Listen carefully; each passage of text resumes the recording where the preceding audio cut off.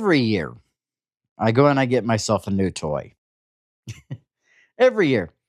And this year, see, sometimes it's stuff for my guitar rig, sometimes it's stuff for my studio, sometimes it's a car. And that's something that I've just kind of done every single year for the past 3, 4 years, somewhere around there. And so this year, I decided to go and get myself a quad Cortex Mini. I've had many people message me and say, why in the world did you go with that? And they keep sending me the same darn videos. Why did you go with the quad Cortex Mini as opposed to the new NAM board or the head rush that has the NAM technology? Let me go and explain why that is. Now, first of all, I got to say that within my guitar playing life, I've gone back and forth between analog and digital. And the reason for that is when I first started playing again after giving up the guitar for about 16 years, one of the first pieces of gear that I ended up buying was a PV Viper VIP2, as well as a Zoom G3.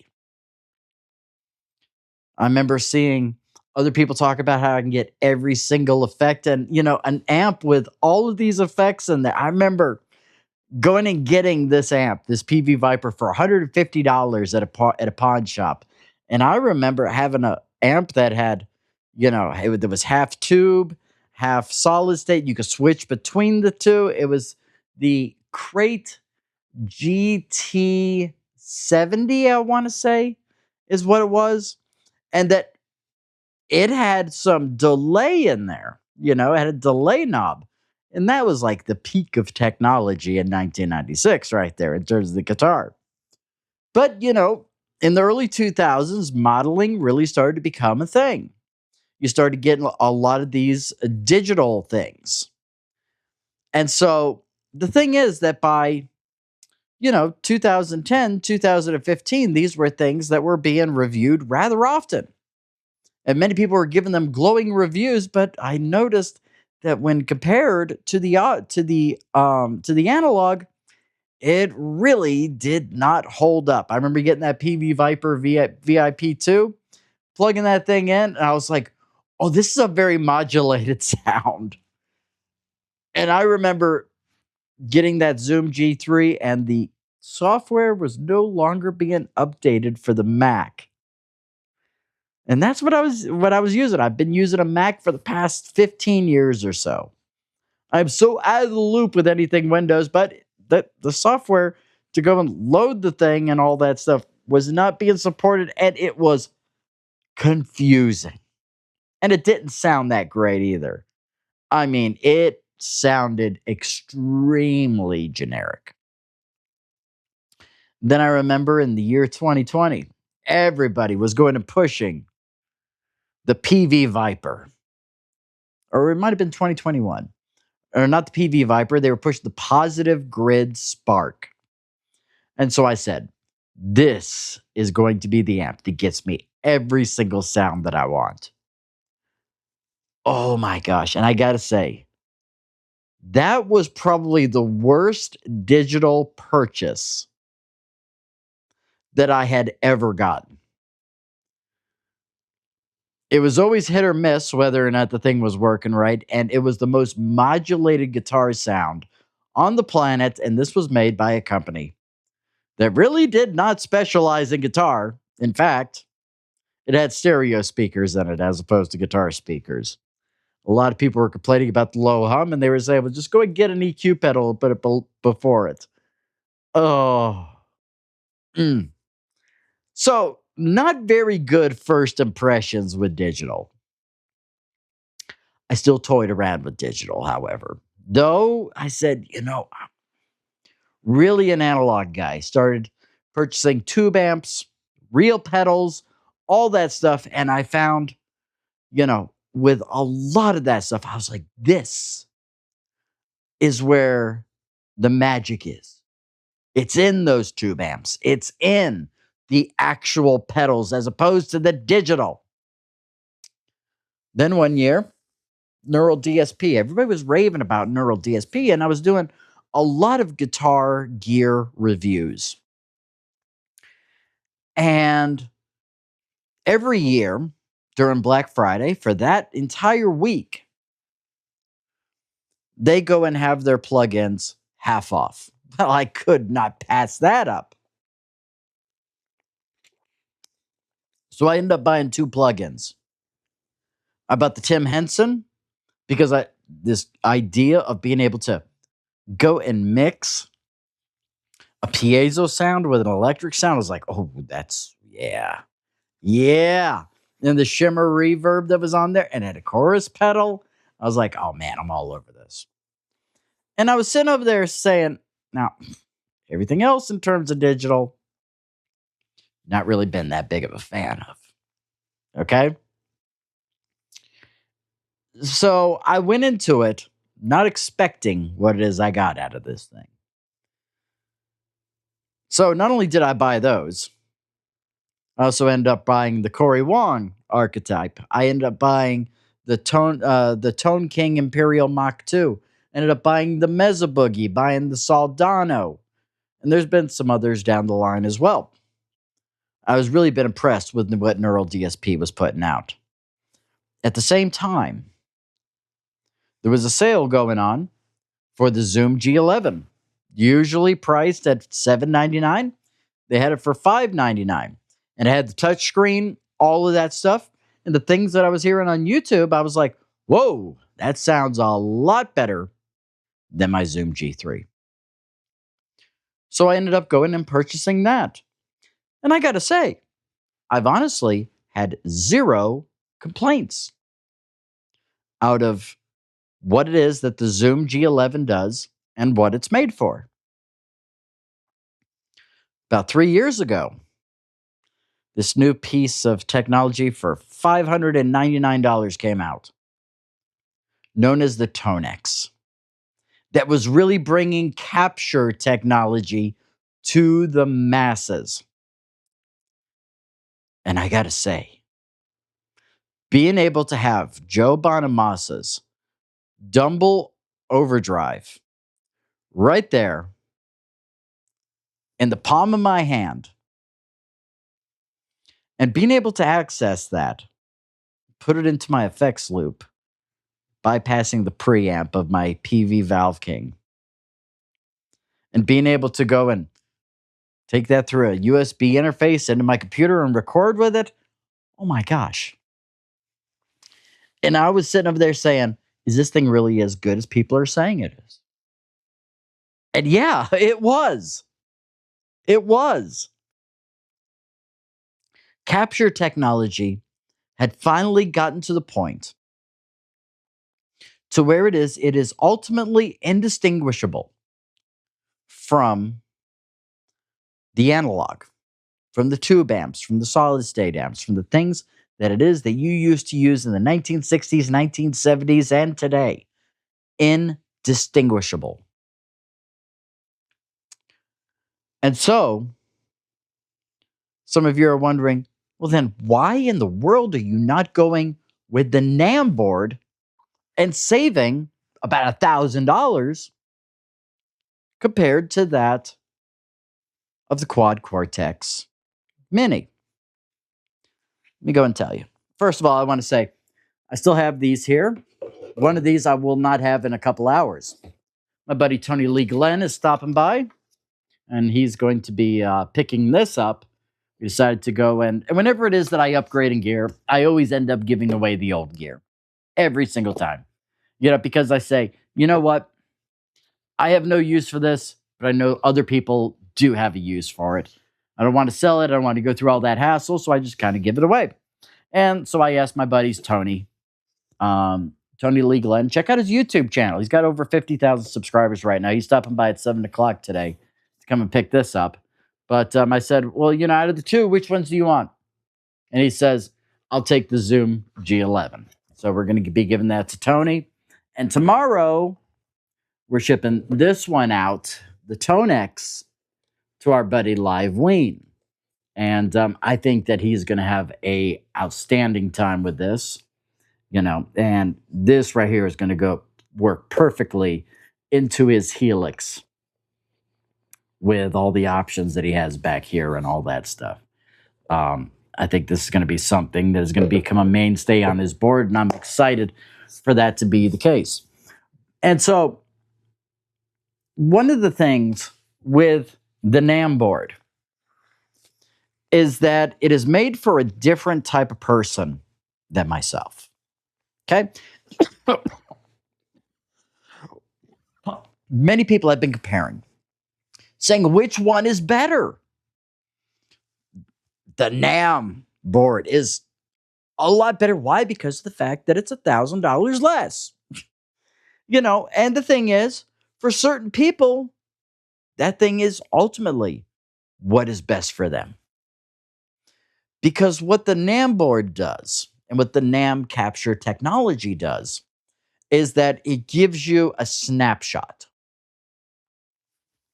It gives you a snapshot of the tone that it is that you are searching for based upon this artist, their rig, all of that stuff right there. It's great technology. Don't get me wrong. But I got to recently try one of these NAM boards because I was ultimately sitting up there going, you know what? I'd like to save $1,000. That'd be nice. So I went and tried it. And I said, well, it sounds great. But however, for me personally, if I was going and recording a song with this, I would do this, that, change this in the parameters. Oh, you can't do that. You can't.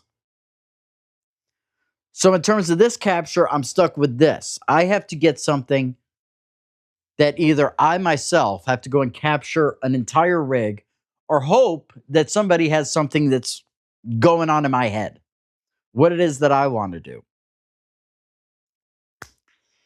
Guys, one of the things that is huge with me, and not just guitar, but every aspect of life, is innovation and being able to craft your own thing, do your own thing.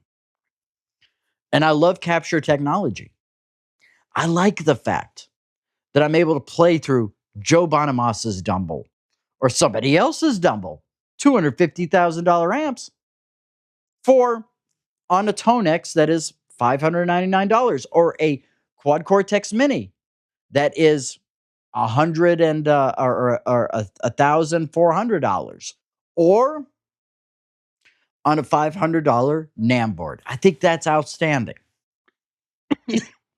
But I want to be able to adjust the parameters. I want to be able to adjust the gain. I want to be able to adjust the highs, the lows, the mids, because depending upon what guitar I'm using, they're going to sound a lot different based upon the pickups, the scale length, all of that stuff. I mean, I got to craft these things to everything. And what I tend to do is that I will take a baseline of something. Like I'll go and buy a preset that is Phil Collins from Def Leppard, or Eddie Van Halen's Wet Dry Wet rig, which is something I'll be able to do with the Quad Cortex Mini because of the fact that it works in stereo. I can set up 4 rigs at one time. So I could do the Wet Dry Wet. I could do the 3 rigs. That's awesome. And also Dan Huff, who had done amazing stuff with Peter Cetera, Amy Grant, Michael Jackson, Michael Bolton. The list goes on and on and on, as well as the stuff he did with Giant. Dan Huff is probably one of my all-time favorites. Or there might be a John Mayer tone that's out there. Here's a guy that uses a Dumble, uses a Claude. Yeah, I mean, hey, man, that's in my wheelhouse right there. But one of the things I'll ultimately always end up doing is I will go and buy a preset that sounds exactly like this song or exactly like this era. And then I'll say, I like that. Okay. But that's just the foundation. I say, you know what? Let's go and add a chorus pedal in here. Let's go and add a wah. Let's go and add, let's go change out the amp, as a matter of fact, because I want a little bit of low end, or maybe I want a little bit of high end. in terms of this. Let's go and adjust the EQ. Instead of a plate reverb, let's go and add this other reverb in there. Let's go and add a hall reverb in there. And you know what? I want the delay to act in this way. Maybe I want to do something crazy. Maybe I want to put an octaver in there. Maybe it is that I want to stick an octave fuzz somewhere in there. Maybe I want to put a clone in there. I want to be able to do that.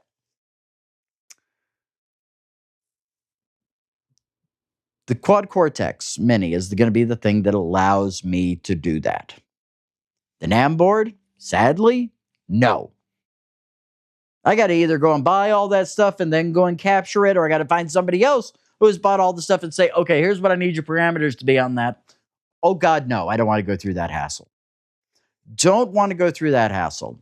Another issue that I had with the NAM board is that when I was going and trying it out a couple of days ago, first of all, it took 2 minutes to come on. Oh, the software is updating. Isn't this cool? It goes through the Wi-Fi. Yeah, that's great. Mid-song of trying it out, first 5 minutes I had to update again. Took another 2 minutes to load it up, then it crashed. And I said, what in the world is this thing? Oh, and I was told, it's running Windows. Oh, that makes all the sense in the world now. I got away from Windows about a good 15, 16 years ago. And started using all Mac stuff. Why? Because of issues like that. So you're telling me that this board over here has to run Windows,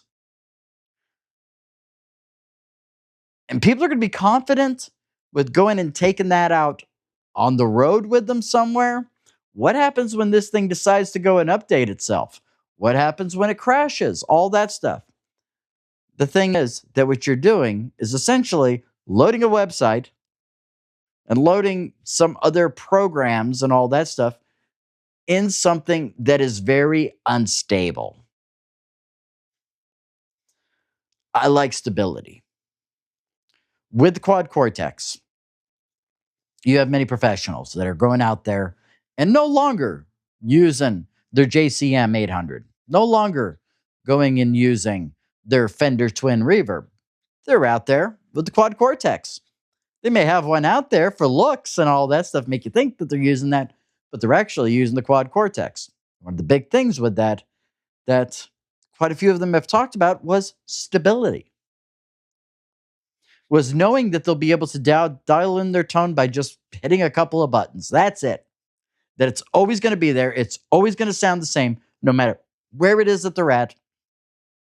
And they can rely on it to not crash.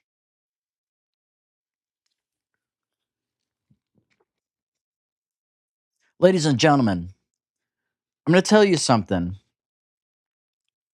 about YouTube and YouTube guitar. Okay? There's always the new thing that comes out. And the new thing is always flashy. It's always exciting. And there's always a push saying this is the greatest thing since sliced bread. You remember when the Positive Grid Spark came out. You remember how big that was. How many people are still using the Positive Grid Spark? Not many. Not many, if any at all. That thing just kind of crashed and burned when people realized that 60% of the orders would come bricked, for God's sake. Unusable. Couldn't even use them. Just because something is pushed on YouTube by influencers like Glenn Fricker, who is somebody that honestly nobody should ever trust. I mean, first of all, the guy said that a Harley Benton was better sounding than a Gibson Les Paul. I've owned many Harley Bentons, okay? In fact, I think I've owned 3 or 4, somewhere around there. None of them sounded anywhere near as good as the Stratocasters that I have upstairs, nor my Gibson Les Paul. Not even close.